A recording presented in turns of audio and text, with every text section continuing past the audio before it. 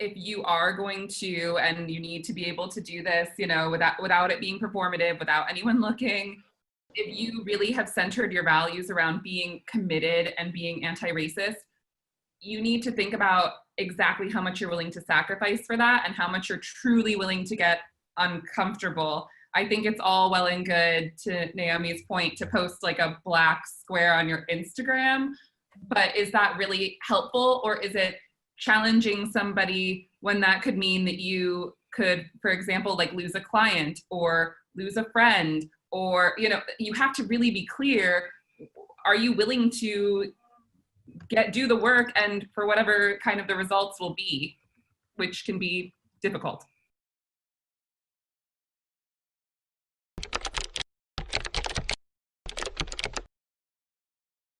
The primary focus for white people should be to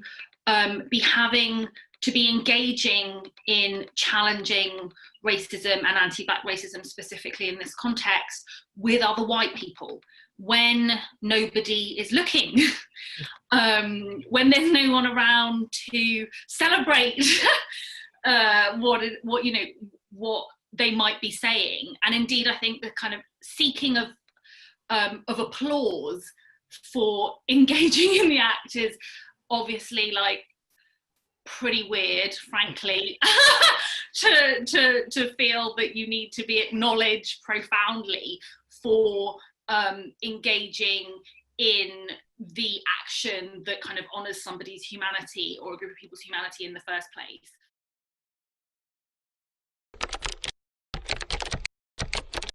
Is it appropriate to ask our one Black employee to have a Q&A session for, you know, that's when you engage a D&I expert, okay?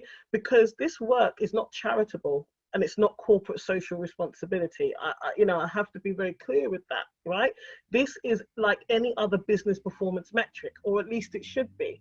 So if you had a marketing team, a sales team, and they were below performance, you would buy in resource for training, for the right tools, the right products. And so the same has to be done when it comes to diversity and inclusion.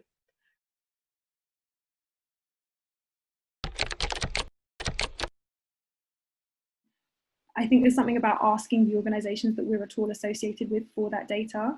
You know, if you want to see a change in policy, you need to request it and you need to be vocal. Start a petition in your organization. What is stopping you? If you're a white person and you don't think there's enough transparency at the moment, start a petition, get every single person in your organization to sign it and give it to the director of HR or the director of D&I, if there is one, and say, we want this data.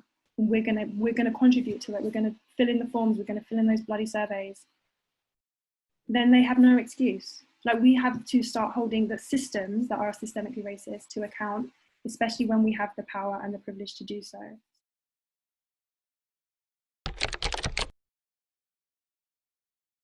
I often find it interesting that while a lot of people have learned to say names like Schlumberger, Tchaikovsky, and everything, but somehow when it comes to names of people of color, they are always mangled.